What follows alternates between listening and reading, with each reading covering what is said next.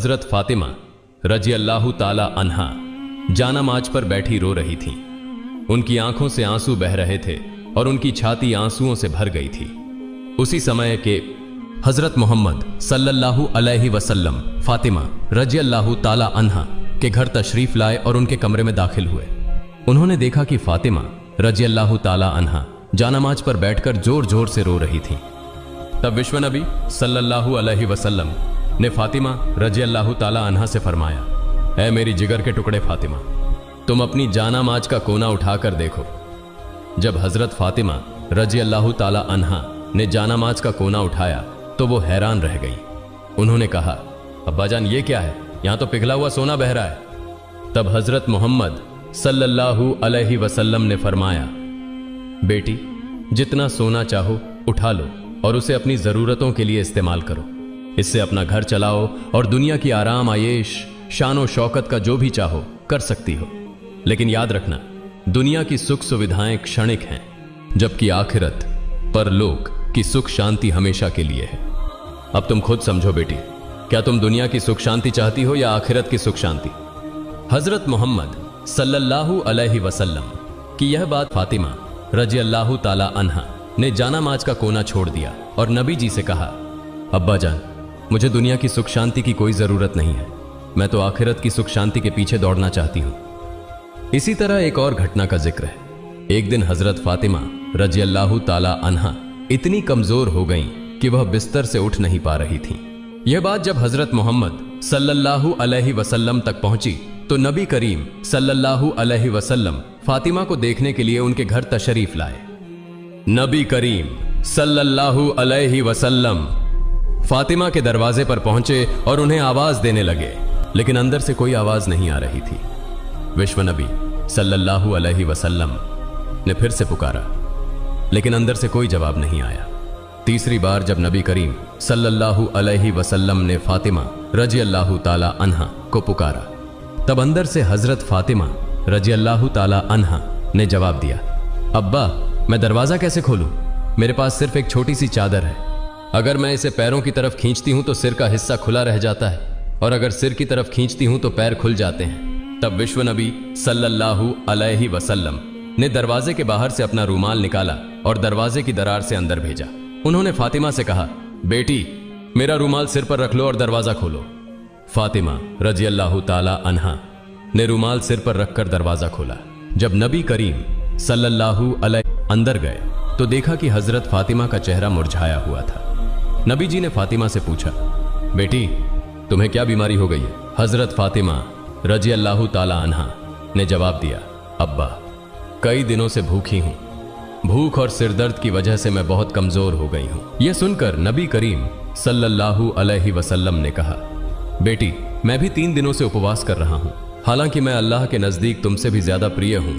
अगर मैं चाहता तो अल्लाह मुझे दुनिया का सबसे बेहतरीन खाना खिलाता, लेकिन मैंने दुनिया की जगह आखिरत को प्राथमिकता दी है। तब नबी करीम सल्लल्लाहु अलैहि वसल्लम ने हजरत फातिमा रजी अल्लाह ताला अन्हा से कहा, हे मेरी बेटी फातिमा, सब्र रखो, तुम्हारे लिए खुशखबरी है। अल्लाह की कसम, जन्नत में तुम औरतों की सरदार होगी। जन्नत की चाबी तुम्हारे हाथों में होगी। यह सुनकर हजरत फातिमा रजी अल्लाह ताला अन्हा आश्चर्यचकित हो गईं और नबी जी से पूछा, अब्बा जान फिर बीबी मरियम और बीबी आसिया का क्या होगा? नबी करीम सल्लल्लाहु अलैहि वसल्लम ने जवाब दिया, बीबी मरियम अपने समय की औरतों की सरदार थीं और बीबी आसिया भी अपने समय की औरतों की सरदार थीं, लेकिन तुम फातिमा कयामत तक जितनी औरतें आएंगी उन सब की सरदार होगी। एक बार हजरत फातिमा रजी अल्लाह ताला अन्हा अपनी यहूदी दोस्त के साथ एक बाग में और बातचीत कर रही थी। उस यहूदी लड़की के पास कुछ लोग आए और उससे कहा, तुम्हारे पिता ने तुम्हें घर बुलाया है।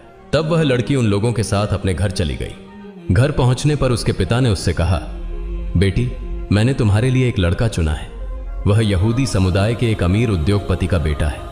क्या तुम इस शादी के लिए तैयार हो? लड़की ने जवाब दिया, अब्बा मैं इसका उत्तर कल दूंगी। मुझे आज रात का समय दें ताकि मैं सोच सकूं। उसके पिता ने उसे सोचने का समय दिया। लड़की ने समय लेकर बिना इधर उधर देखे दौड़कर हजरत फातिमा रजी अल्लाह ताला अन्हा के पास चली गई। लड़की ने हजरत फातिमा रजी अल्लाह ताला अन्हा के पास पहुंचकर कहा, बहन हमारी 12 साल की दोस्ती है। इस लंबे समय में तुमने मुझे कभी गलत सलाह नहीं दी।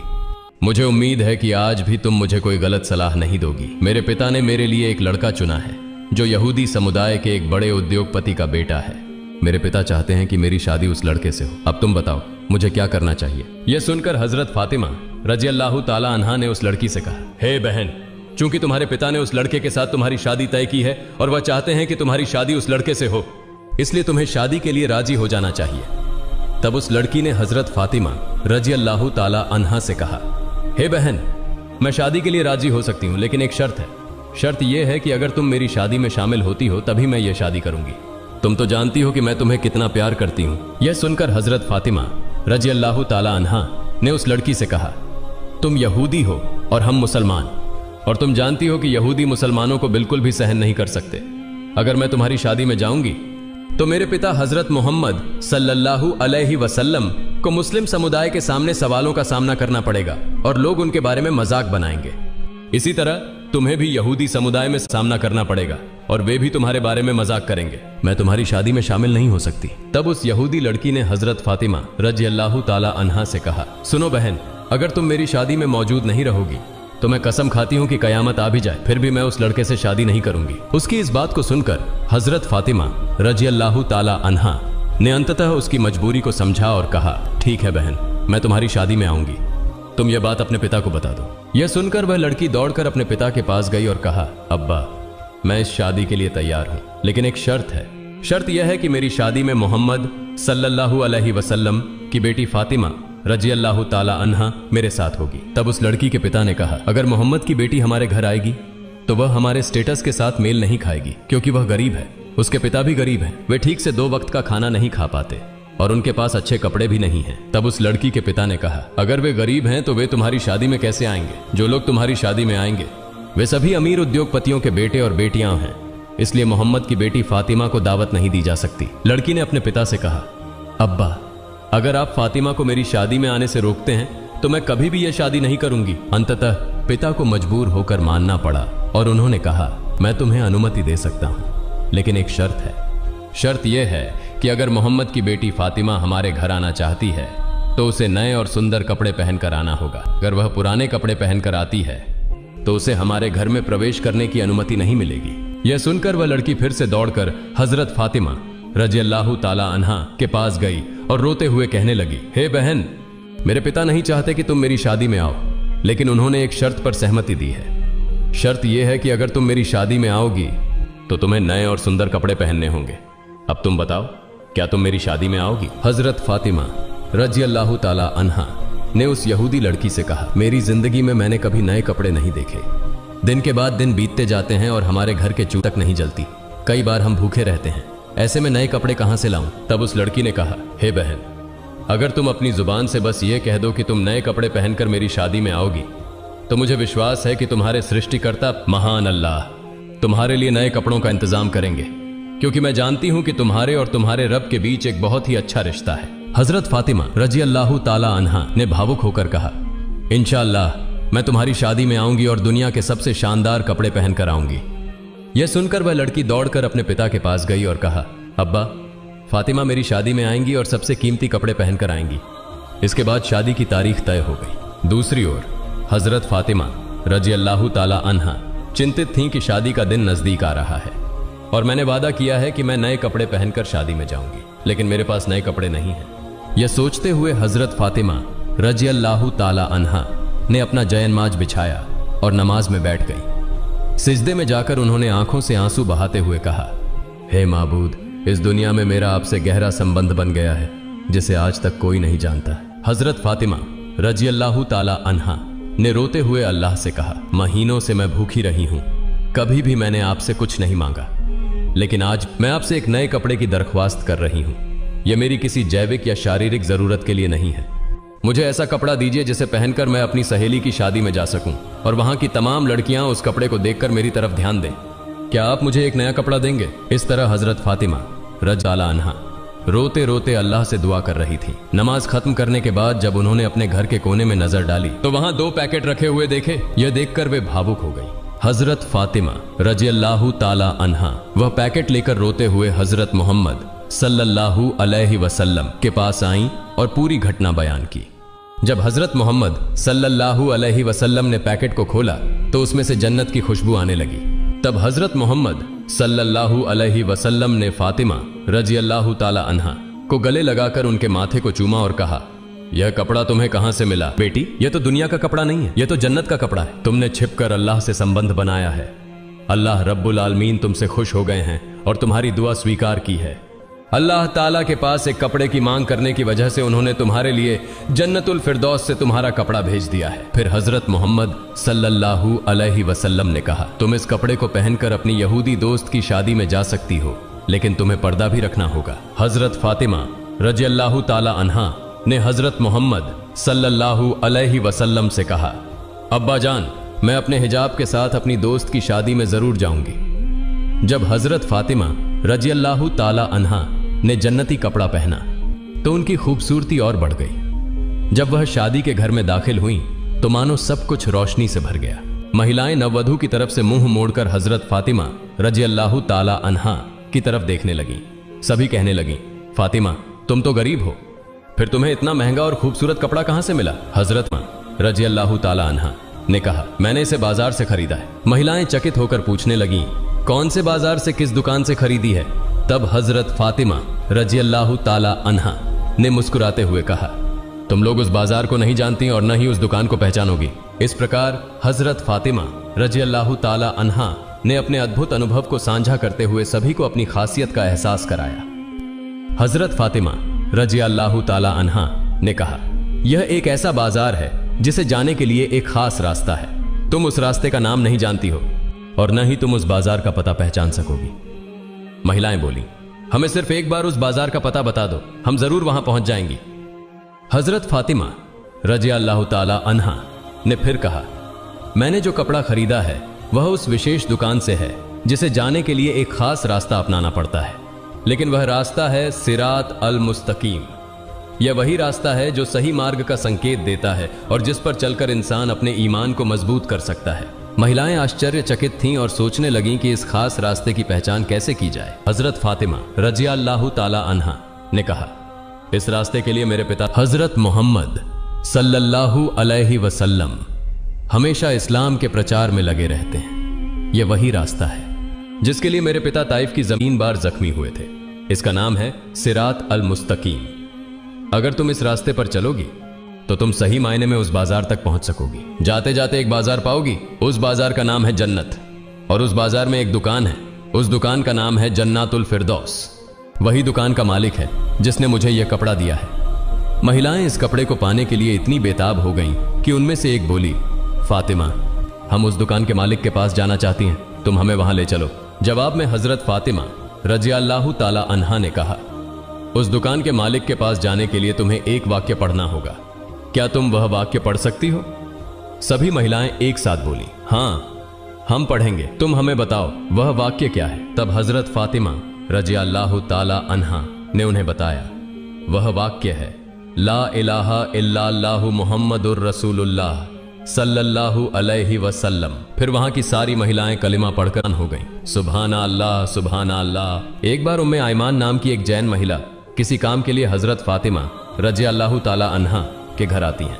उम्मे आयमान हजरत फातिमा रजी अल्लाह ताला अन्हा के दरवाजे के पास आकर उन्हें बुलाने लगती हैं। उम्मे आयमान ने कई बार बुलाने के बाद भी अंदर से कोई जवाब नहीं आया, लेकिन फातिमा रजी अल्लाह ताला अन्हा के कमरे के भीतर रोटी के याता, गेंद घुमाने की आवाज आ रही थी। तब उम्मे आयमान ने हजरत फातिमा रजी अल्लाह ताला अन्हा के कमरे की खिड़की से अंदर झांकते हुए देखा कि फातिमा रजी अल्लाह ताला अन्हा सो रही हैं, लेकिन उनके कमरे में रोटी का याता अपने आप घूम रहा था और एक महिला कोने में बैठकर तस्बीह पढ़ रही थी और एक और महिला हजरत हुसैन रजी अल्लाह ताला अन्हु को दुलार रही थी। उम्मे आयमान इस दृश्य को देखकर हैरान रह गई। फिर हजरत फातिमा रजी अल्लाह ताला अन्हा के घर से बाहर निकलकर सीधे नबियों के सरदार हजरत मोहम्मद सल्लल्लाहु अलैहि वसल्लम के दरबार में पहुंच गई। उम्मे आयमान ने विश्व नबी के सामने सारी घटना बता दी। फिर विश्व नबी ने उम्मे आयमान से कहा, उम्मे आयमान, मेरी बेटी फातिमा याता घुमाते घुमाते थकी हुई अपनी देह के साथ सो गई थी।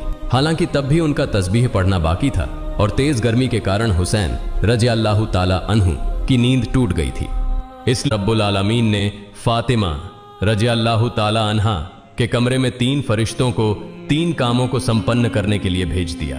एक फरिश्ता अदृश्य रूप से याता गेंद घुमा रहा था, जबकि दूसरा फरिश्ता फातिमा के बाकी तस्बीह को पढ़ रहा था और तीसरा फरिश्ता हजरत हुसैन रजी अल्लाह ताला अन्हु को झूले में सुला रहा था।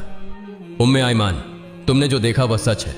तुमने जो 3 महिलाओं को देखा है वे कोई सामान्य महिलाएं नहीं हैं, वे अल्लाह रब्बुल आलमीन की तरफ से भेजे गए फरिश्ते हैं। तब नबी करीम सल्लल्लाहु अलैहि वसल्लम के मुंह से ये बातें सुनकर उपस्थित सहाबा और उम्मे आयमान हैरान रह गए।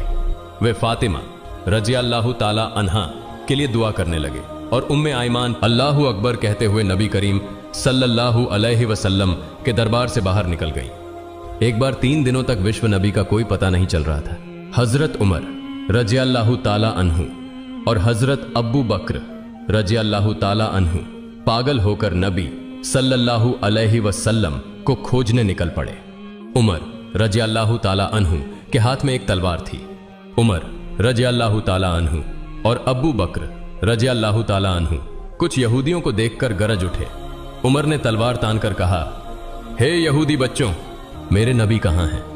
बताओ, तुमने मेरे नबी को कहां देखा है? नहीं तो मैं उमर आज तुम्हें सबको काट डालूंगा। तब यहूदी बोलने लगे, हे उमर, विश्वास करो, हम तुम्हारे नबी को नहीं देख पाए हैं। फिर हजरत अब्बू बकर रजी अल्लाह ताला अन्हु ने उमर से कहा, उमर चलो हम आगे चलते हैं, वहां शायद कुछ रखाल मिल जाए। उनसे पूछने पर शायद हमें विश्व नबी का पता मिल सके। मन इसके बाद हजरत अब्बू बकर रजी अल्लाह ताला अन्हु और उमर रजी अल्लाह ताला अन्हु आगे की तरफ चलने लगे। कुछ दूर चलने के बाद वे एक पहाड़ के पास कुछ रखालों को देख पाए। अब्बू बकर रजी अल्लाह ताला अन्हु ने रखालों से पूछा, हे रखालों, क्या तुमने इस तरफ से हमारे धर्म के नबी को जाते हुए देखा है? तब रखालों में से एक ने जवाब दिया, हमने आज 3 दिनों से एक व्यक्ति को इस पहाड़ की गुफा में सिजदा में गिरकर देखा है। वह व्यक्ति आज 3 दिन से रो रहा है।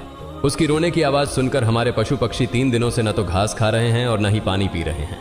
पशुओं के दूध पीने वाले बच्चे उनकी अडर्स में मुंह नहीं लगा रहे हैं। भाई, तुम अपने आदमी को ले जाओ, नहीं तो हमारे पशु भूख प्यास से मर जाएंगे। तब हजरत अब्बू बकर रजी अल्लाह ताला अन्हु ने उमर से कहा, उमर, जिसका रोना सुनकर पशु पक्षियों ने खाना पीना छोड़ दिया है वह और कोई नहीं बल्कि हमारे धर्म के नबी मोहम्मद रासूलुल्लाह सल्लल्लाहु अलैहि वसल्लम होंगे। चलो हम आगे जाकर देखते हैं। फिर हजरत अबू बकर रजी अल्लाह ताला अन्हु और हजरत उमर रजी अल्लाह ताला अन्हु पहाड़ के सामने एक गड्ढे में जाकर देखे कि विश्व नबी सिजदा में गिरकर रो रहे हैं। तब उमर रजी अल्लाह ताला अन्हु ने नबी जी की तरफ इशारा करके कहा, नबी, आज 3 दिनों से हम आपकी खोज में पागल हो गए हैं, कहीं आपको नहीं पा रहे हैं। आप यहां उम्मत के लिए रो रहे हैं। या रसूल अल्लाह, हम आपको लेने आए हैं, आप सिर उठाइए। लेकिन विश्व नबी सिर नहीं उठाते। तब हजरत अब्बू बकर रजी अल्लाह ताला अन्हु ने कहा, या रसूल अल्लाह, जिस उम्मत के लिए आप इस तरह रो रहे हैं, मैं अब्बू बकर वादा करता हूं अपनी पूरी जिंदगी की इबादतें आपकी उम्मत के नाम दान कर दूंगा। फिर भी दया के नबी सिर नहीं उठाते। फिर हजरत अबू बकर रजी अल्लाह ताला अन्हु ने उमर से कहा, उमर, हजरत फातिमा रजी अल्लाह ताला अन्हा के बिना विश्व नबी को नहीं लिया जा सकता। चलो हम फातिमा के घर चलते हैं। फिर वे दोनों मिलकर फातिमा के घर की ओर चल पड़े। रास्ते में उन्होंने हजरत अली रजी अल्लाह ताला अन्हु को देखा और हजरत अली के पास जाकर पूरे मामले की जानकारी दी। हजरत अली रजी अल्लाह ताला अन्हु घर जाकर फातिमा रजी अल्लाह ताला अन्हा से सब कुछ कहने के बाद फातिमा रजी अल्लाह ताला अन्हा और हजरत हसन व हुसैन रजी अल्लाह ताला अन्हु, हजरत अली रजी अल्लाह ताला अन्हु सभी मिलकर विश्व नबी के पास पहाड़ की गुफा में आ गए। हजरत फातिमा रजी अल्लाह ताला अन्हा ने विश्व नबी की ओर देखते हुए कहना शुरू किया, अब्बा, आप कैसे 3 दिनों से हमें छोड़कर इस गुफा में रह सकते थे? हम आपकी खोज में पागल हो गए थे, हमें कहीं आपका पता नहीं मिला। आप कैसे हमें भूल सकते थे? अपने प्यारे नाती हसन और हुसैन को कैसे भूल सकते थे? आप सिर उठाइए, हम आपको लेने आए हैं। लेकिन नबी जी सिर नहीं उठा रहे हैं, सिजदा में पड़े पड़े ही रोते जा रहे हैं। फिर हजरत फातिमा रजी अल्लाह ताला अन्हा ने कहा, हे मेरे अब्बा, मैं फातिमा आपके लिए वादा करती हूं कि मैं अपने प्यारे बेटे और आपके प्यारे नाती हसन और हुसैन को कुर्बानी कर दूंगी। अब मेरे अल्लाह रब्बुल आलमीन ने जिब्राइल को बुलाया और कहा, हे जिब्राइल, तुम तुरंत मेरे दोस्त के पास जाओ, मेरे दोस्त से कह दो कि वह सिजदा से सिर उठाए। मेरे दोस्त को जाकर बता दो, मैं अल्लाह रब्बुल आलमीन हूं, अब मैं अपनी सारी उम्मत का जिम्मा खुद ले रहा हूं। अल्लाह रब्बुल आलमीन के ऐसे निर्देश पाकर हजरत जिब्राइल अलैहिस्सलाम पहाड़ की गुफा में आए और नबी से कहने लगे, या रसूल अल्लाह, आप सिर उठाइए। अल्लाह रब्बुल आलमीन ने मुझे अभी अभी बताया है कि आपकी सारी उम्मत का जिम्मा अब अल्लाह खुद ले चुके हैं। यह कहकर जिब्राइल अलैहिस्सलाम चले गए। फिर विश्व नबी ने सिजदा से सिर उठाया। इसके बाद नबी जी सभी के साथ घर की ओर चले। अल्लाह पाक रब्बुल आलमीन हमें सभी को विश्व नबी द्वारा दिखाए गए रास्ते पर चलने की तौफीक प्रदान करे। सभी लोग कमेंट में लिखें आमीन। दोस्तों, यह थी हमारी आज की। दोस्तों, अगर आपको मेरी वीडियो पसंद आई हो तो तुरंत चैनल को सब्सक्राइब करें और पास वाले बेल आइकन को प्रेस कर दें। फिर मिलेंगे एक नए वीडियो में। तब तक सभी अच्छे रहें, स्वस्थ रहें। अल्लाह हाफिज।